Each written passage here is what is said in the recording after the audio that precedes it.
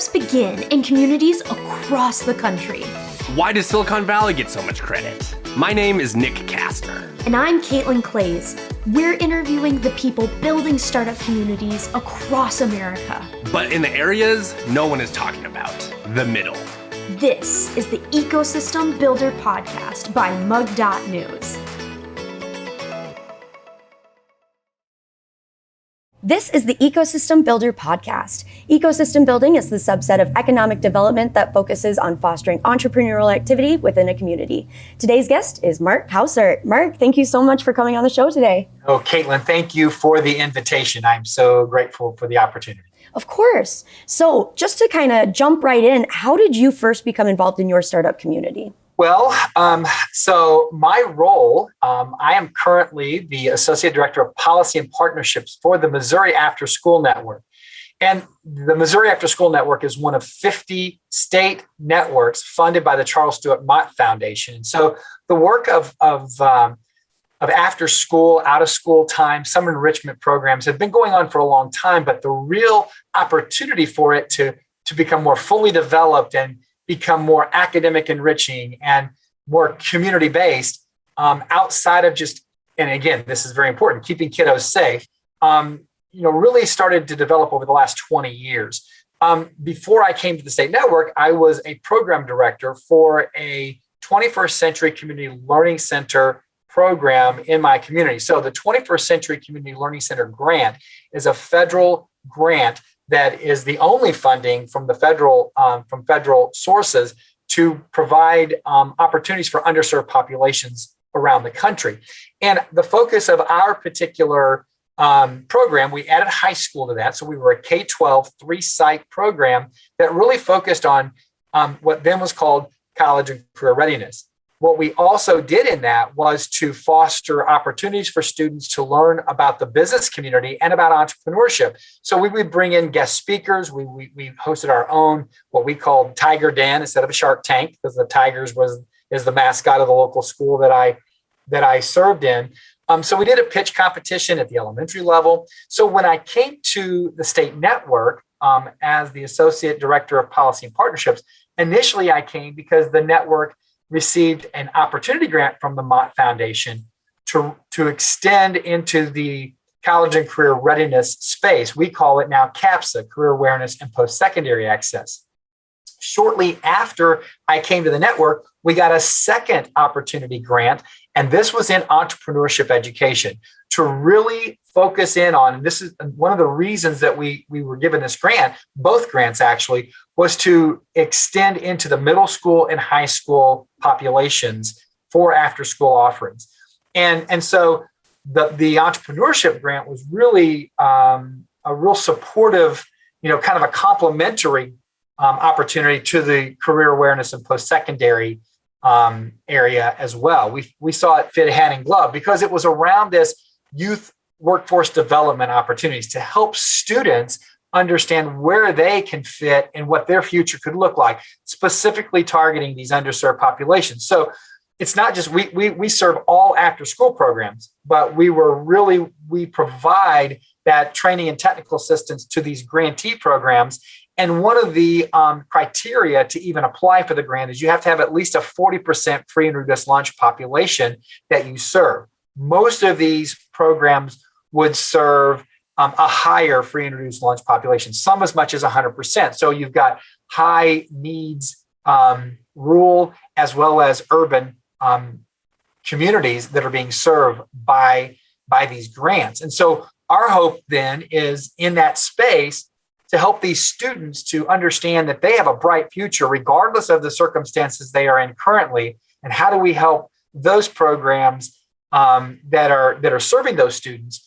How do we resource them to then instill that inspiration and give them those resources so that these students can see themselves as future business owners and entrepreneurs and whatever else they might want to do, whether that's in the STEM space or in the arts, whatever it might be that their dreams are, their hopes and dreams. We want to fuel those and give them the resource to go after that. So that's how I got involved in the entrepreneurship space, was because of this opportunity grant from the Charles Stewart Mott Foundation. We were one of the few states that were then given that grant. And so then we've been working in this. We're in the middle of the second year of the 2-year grant cycle for this grant. Well, congratulations on that grant. That is fantastic and really exciting that you're able to be so hands-on and working with these kids.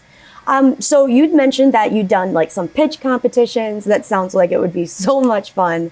But are you guys doing any upcoming events that are on the way currently?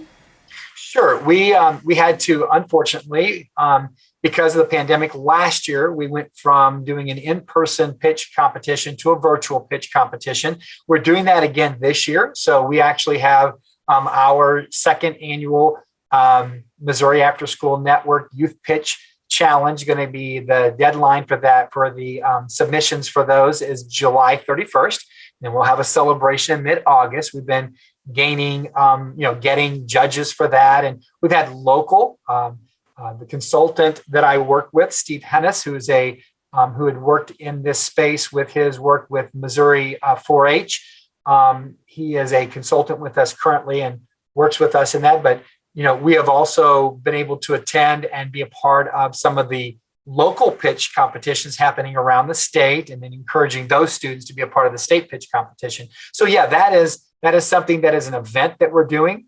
The other thing that we've done and how we've been able to build out, because I know this is around ecosystem work and ecosystem building. And so for us to really introduce this work and introduce the opportunities that exist in the after school space, because even though there are a lot of things happening sometimes during the school day, we know that the school day is pretty compact. It's pretty regimented. There's so many things that students have to do during the school day that some of these opportunities aren't available to them. So the after school, out of school time and summer enrichment space is really prime opportunities for students to learn about entrepreneurship, learn about what their future could look like in terms of the career awareness and post-secondary access opportunities. And so this has been a way for us to really educate or make other parts of the state aware of these opportunities. So what we did in order to build out those opportunities, we provided micro grants to local programs. And then even a next level was we have just recently completed a grant competition for local chambers of commerce. We have 6 chambers of commerce that are partnering with their after school program to provide workforce development, career awareness, and entrepreneurship opportunities. This has been really, really key for us, because what that has done is, because a part of my work is in developing partnerships, and it's really key to find those community partnerships for those programs. And so, for instance, in these locations around the state, you'll find these chambers that work with the local university.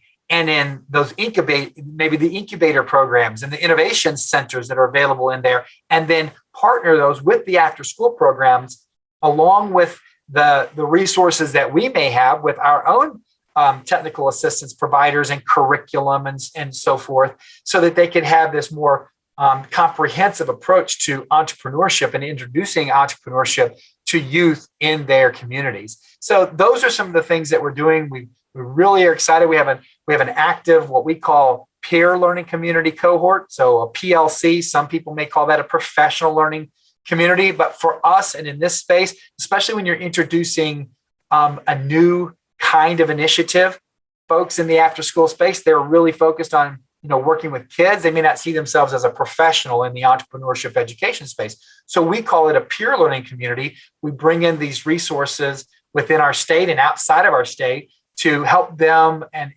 help them understand how they can better help their students and introduce their students to these, and really provide some key resources to make that as easy as possible for them in their local context. Very cool. So you pair up, yes, or is there kind of like a mentoring opportunity too within students and like people who are leading these after school program supports? Yeah. So one of the things that we do with that is by providing the PLC, the cohorts of our micro grantees and other programs that are providing the entrepreneurship programs in their local context, then we make available to them resources such as the Young Entrepreneur Institute, which is located in Northeast Ohio in Cleveland. They're one of our TA providers, the Venture Lab, which is located in Austin, Texas, and they are an amazing resource. We have other resources that are coming on to become part of that support. But our programs then have access to those, to that support system, those resources through Venture Lab and YEI to then provide what they need to support the students. We do not necessarily work directly with students. Now we do with the Pitch Challenge, but as a state network, our particular purpose is to provide those supports and resources to the local after-school programs in their communities. And so that's kind of where we are in this work. But yes, we then want to see how we can make sure that gets to the students as well. So then my question is what is one thing that people wouldn't know about your ecosystem, whether the Missouri or St. Louis, Missouri area specifically? Well, I think that the real key is that it's such an untapped, unknown resource in the community. I think part of our goal is to raise that awareness of the youth space, that there are opportunities within these local communities. And so as a result of that, one of the things that we have done is in Missouri, we have MoSource Link, which is the ecosystem building organization for entrepreneurs in the state of Missouri. And obviously they work predominantly with the adult space and helping support those startups in our state. But as a result of the pandemic, and us also working to build out partnerships and making the entrepreneurship ecosystem in our state aware of what's happening in the youth space, we've built this really sweet relationship with Alexis Bartley and MoSource Link. And as a result of that, one of the areas that we've done is with their navigator, we have now begun we have added a youth navigator section so that communities can see what's could be happening in their communities in the youth space. So for instance, I'll give you, for instance, in those chambers. So we have 6 chambers of commerce around the state. We have one in Warrenton, which is just west of St. Louis. We have one in Kearney, which is suburban Kansas City. We have one in St. Joseph, Missouri. We have the chamber in Joplin, Missouri, the chamber in Monette, Missouri, and the chamber in Eldon. So they're all over the state, Southwest, mid-Missouri, Kansas City, and just outside of St. Louis.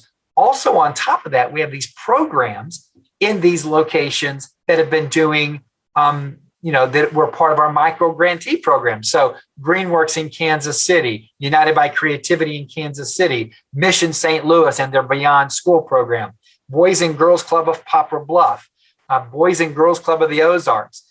So you have these programs that are all over the state. Neosho ACE, which is just south of Joplin. So I'm kind of giving you a geographic, which is in the far southwestern Missouri. So all of these programs are doing entrepreneurship education, entrepreneurship programming, and then we're adding them to the MoSource Youth Navigator space so that if an organization got onto that navigator, they could see what might be happening if they happen to put in the search what's happening in the youth or the student space. So that's one of the ways in which we really are trying to it's really to raise that awareness. It's really interesting, to be honest, because people aren't aware, even in our own state, of the work that happens within the before and after school time, out of school time space that we support as a network. There are over 1,000 sites around the state that serve 130 something thousand, school age children in the before, after school, and summertime enrichment programs. And they're not aware. They may know of YMCAs and Boys and Girls Clubs, but they don't know that there are other faith-based organizations that have partnered with their local school district to provide these programs, or that there may be other CBOs or school districts providing these kinds of programs. And so it's really about us building out that awareness and raising that awareness and building, having chances to have conversations with people around the state. On to my next question then is, if someone were to move to your community, what is one thing that you would recommend that they know or tell them about? Well, I would think that first and foremost, if there's someone that's moving to Missouri in any form or fashion to and they're interested in us in having a startup. I mean, they have a dream. They really want to go for it. I would highly encourage them to make connection with MoSourceLink, because they are the premier resource, the folks there, and we have a really active group around the state in support of each other, and it's been on a lot of different fronts. Even on the policy front, we have work that's happening to help make sure that we're creating some a solid policy to create the environments for startups to be welcomed in the state, and make sure there's support for them, that they really create a lot of jobs and opportunities within communities. And specifically, one of the things we know and we talk to youth about is if a student wants to stay vested in their own community, they want to stay local. They may go ahead and go to college or do a trade school or whatever. They want to make sure they're able to stay there in their local community. Then we want to make sure that we're finding those ways in which you can gain that support and do what you want to do, take that dream to the next step and make it a reality, and then make the opportunities to build in your own community and thrive there. So that's one of the things I would say that if you have interest, if you're moving to a community, you want to know if there's an after school program there, then just hit our website, which is moafterschool.org, and we have a resource page just on entrepreneurship that you can look at, and all the different resources of what we're doing around the state in entrepreneurship education. But I think those would be some of the key areas, and we would be glad to reach out and give you information as needed or as you would like. So regarding COVID, you'd mentioned that you had some of your pitch competitions that were virtual. Do you have any in-person kind of things going on right now? Well, as schools and programs have gone back to in-person, they've been doing their own. Some of them have been virtual, some have been in person, but it just depends on where in the state. As an organization, we won't do our first real in-person event until November, when we are able to do our annual professional development conference. So our plan is to do that then. We will provide professional development at that time. The hope is, I will say this, great question, because I almost missed on something, which is one of my big hopes, and that is that we would have our first youth entrepreneurship marketplace at that conference, so that some of our students from around the state who have begun their own businesses can come there and have their own, have a booth there and exhibit and sell their goods there. And we can promote then the success of hopefully what has happened. Some of the work that's been done has been organizational at the local level, whether it's a Boys and Girls Club doing something with a group of students together, or then also there have been some individuals that have come from that as well. So our hope is that our first real in-person opportunity will come in November, just before Thanksgiving, the weekend before Thanksgiving, when we have our professional development conference, and hopefully a youth marketplace where some of the kids can come and showcase their businesses. So I love that idea. Actually with Mug.News, we're co-hosting Coffee Grinds, which highlights student entrepreneurs as well. So it would be fantastic to even maybe pair those two up at some point, maybe see how we can help you with that as well. Absolutely. Of course. So you said you have guest speakers that come. What have been some of the most notable and / successful startups from that have come to visit and speak with you? Well, interestingly enough, that was when I was doing my own program at the local level before I came to the network. And when I did that, one of the things I would do was bring local business owners who had walked the halls of that particular high school, so that students, specifically when I'm talking to high school students, they had someone who had graduated a few years before who came and talked to them and said, here's my story. Here's what I did. I walked these halls. I graduated from this high school, and now I've started this business. Local, yeah. You mentioned coffee grinds or coffee. What'd you call that? Yes, coffee grinds. Mm-hmm. Coffee grinds. Well, one of the businesses that that I had was a young man who started a coffee shop in the downtown community of the town. in Hollister, Missouri, which is right by Branson. Some people may be familiar in the Midwest with Branson as a major tourism destination. Hollister is the twin town. And so the school that I served in was Hollister. And so the founder of Hollister Coffee Company, came and spoke to our students. Now, at the state level, we had a young man who's a serial entrepreneur named Brandon Banks who spoke at our pitch challenge. And Brandon has done a lot of work in mid-Missouri.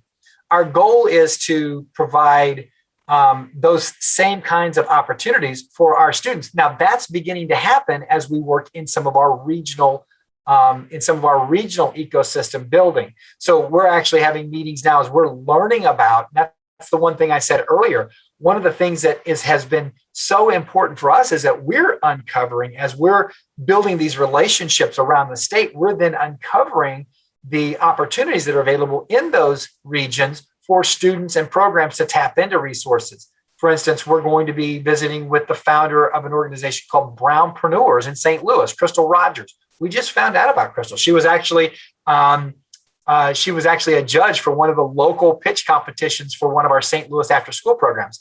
So we're going to meet with her and find out, well, what is she doing and how can we help promote what she's doing in St. Louis? And then how then can we partner together, collaborate to provide more opportunities for more students through the work that she's doing. So that's kind of, we're so new at this, Caitlin, that it's just every day is a new day and new opportunities come our way. And so that's just really what we're seeing is the excitement of being in this space, not even 2 years in. We're basically about, 15, 16 months into this process with this grant. We have already applied for a renewal of the grant. We hope to hear soon from Mott that we get to continue this work because we feel like we're just barely scratching the surface of what can be done, but feel like that we've really unearthed some things and we have more to yet unearth. So exciting at the very beginning, you're farther than beginning, but still there's so much that can happen. And I'm very excited for you at this growing point. So then how you talked about, there is a lot of opportunity. You provide resources for after school programs. How do you include diversity and support diversity within those programs? That's a great question. And I think one of the things that we have really, and we're really beginning to see how we can do that better. But part of that is we have such a group of diverse programs around the state that we want to make sure that those programs know. So for instance, I just mentioned Crystal Rogers and Brownpreneurs. And of course, she's targeting Black and Brown youth in the city of St. Louis. So our hope is that what we can do is make sure that we provide the opportunities for these students to see people like them being successful in this space. And so that's what we're going to continue to do is we'll find as there are resources available and supports available in the diversity inclusion space that we then find a way to partner them, put them together, and then we provide opportunities for them to share their story whenever possible. So that's kind of what we're working toward. We're in that space right now and beginning to work in that, but it really feels like we're getting some opportunities all over the state to make that happen, but particularly in our urban areas. We have 2 major urban areas in St. Louis and Kansas City. Also a very diverse community in Columbia, mid-Missouri, where the University of Missouri is housed. That's also the fiscal agent for the Missouri After School Network. That's where we are located, is in Columbia as a part of the University of Missouri Extension.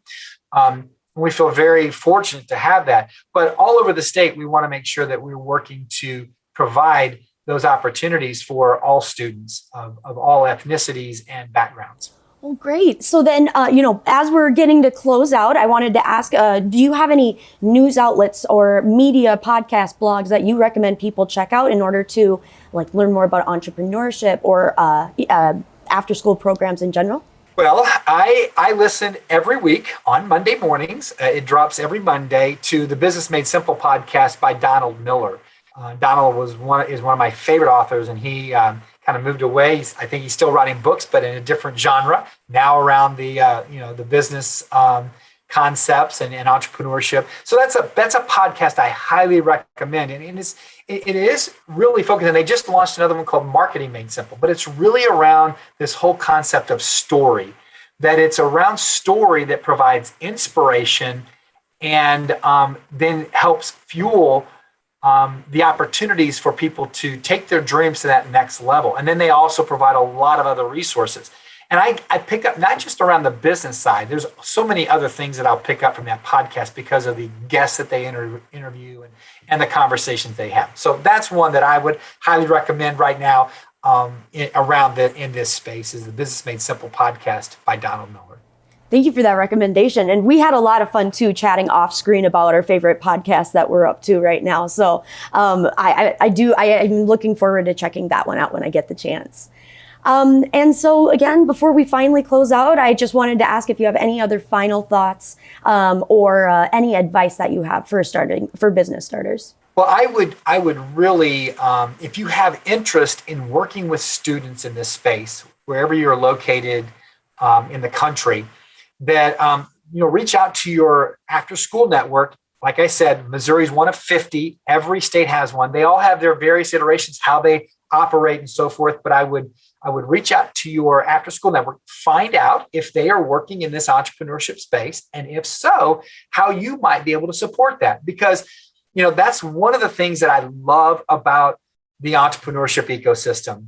It feels very collaborative. We all want to push each other to be successful, because if one's successful, then another is successful. And we know that also, unfortunately, it's also a space where failure happens quite a bit. But the other side of that is what we teach kids in this is that failure is a part of success. That's one of the things that when we're talking to students about the entrepreneurship mindset, I love that around what Venture Lab and Young Entrepreneur Institute, YEI, does.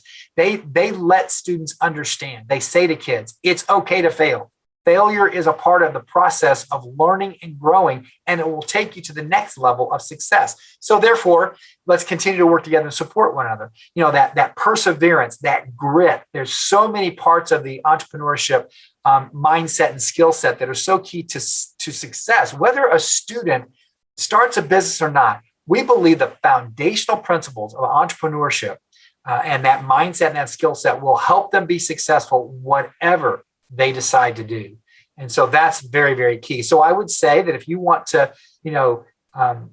whatever you might be doing as a startup or as a new business, find a way to also connect with your local after-school program and just inspire those kids. Be willing to come and talk to them, because I will tell you, after-school programs are always looking for community partners and resources to work with their students. Well, thank you so much again for all of your time. This has been really great to get to learn a little bit more, and it was really awesome to get to chat about this. Thank you so much, Caitlin. Thank you for what you're doing to promote entrepreneurship in so many ways, and to continue to really help fuel those dreams for people all over the country. Thank you, Mark. We're just so happy to help. Now that we've learned about an ecosystem from a person who's building it, I'm going to link back up with Nick to clarify on some jargon and take a deeper dive into this ecosystem. Caitlin, how was your conversation with Mark? It was awesome. He was really fun to talk to. He is very energetic about what he does, and you clearly can tell that from the interview. But it was really great to get to hear how he's getting involved with the youth of today and incorporating entrepreneurship through his work. So that was awesome. Yeah, sounds like an inspiring dude. What was your biggest takeaway? So my biggest takeaway is I love the idea of shifting the way we think about education. So we learned so much about, again, like our core facts, which is great. We need our core realistics like math and et cetera. But to understand that we're going to be learning more about pitch competitions, introducing pitch competitions to youth, that's so clever, that's so fun. And especially coming into entrepreneurship myself later in life, so I didn't really know about entrepreneurship literally until about a year and a half ago, which sounds kind of interesting, but what I love to hear from Mark was this incorporating it from an even earlier age than when I even experienced it. So that was my biggest takeaway. Yeah, interesting. Caitlin, how could a high school student were you, if you don't mind me asking? Sure. I mean, I was a goody two shoes, I'll say it. But I was also, I was really passionate about my community. So I was in every single club that the campus had to offer. Or in high school, what we had. So that was like a lot of fun, like Kiwanis, and then all of our concert choirs and things. But this is a good question. I want to ask you the same thing. What was kind of your vibe in high school, and what clubs were you in? So I asked because I was a pretty disengaged student until college. When I got to college, I sort of put the pedal to the metal and got my stuff, got my poop in a group. And but beforehand, incredibly disengaged and not super into the whole curriculum, and thought it was dumb, potentially caused some trouble. I was a big student section leader, and then played sports. So that was kind of my two, I tied my personal identity in high school a lot to the sports I played, and then being the student section leader in the off season. But I asked because I am my girlfriend Emmy is a high school teacher, and she talks all the time about just disengagement in high school and across the education system. And I think initiatives like what Mark is doing, it's refreshing to see people take that approach, or take any new approach in general. That there's a bunch of thought leaders doing this, but props to Mark, and it's good to hear about his work. Was there anything you had to look up after? No, nothing to look up after, other than just kind of reading more about what he does and all the programs that are being offered. There's going to be some new things that are going to be in person, some things that are going to stay online. So I would say if anyone wanted to learn more about after school programs, definitely check out the links that we'll have in the description, or anything more about what Mark mentioned in our conversation. So, but yeah, other than that, I didn't really have anything to look up at all. Was there anything else you wanted to touch on? No, other than I'm so excited for, the youth of today. And I'm really looking forward to, because we've had the industrial age still kind of in it, but I really do think and I think we've talked about this before, Nick, and if not off screen, on screen, I don't know, but just that entrepreneurship is the next wave. I really do see it, that being truthful. And so to hear that it's going to be not just entrepreneurship versus education, but incorporating the two. I would say that's my biggest final thought on the matter. I couldn't agree with you more. And I just think the traditional work role, that there'll be a lot more freelancing and less full-time employment, and kind of the creator economy that both you and I are very much living in. I expect to see that will definitely continue to grow. So very, very interesting stuff. But Caitlin, if there is nothing else to touch on, I will read us out. All right, absolutely. Go for it. Perfect. Well, thank you for listening to today's episode of the Ecosystem Builder Podcast, which is a product of Mug.News and hosted by my wonderful co-host, Caitlin Clays, and myself, Nick Kastner. If you have any questions about today's show, connect with us on Twitter at Nick Kastner, at Clays Creates, or at Mug News Official. If you enjoyed this episode, please drop us a review and share with your friends. We release episodes every single Wednesday morning, so tap that follow button so you don't miss a beat.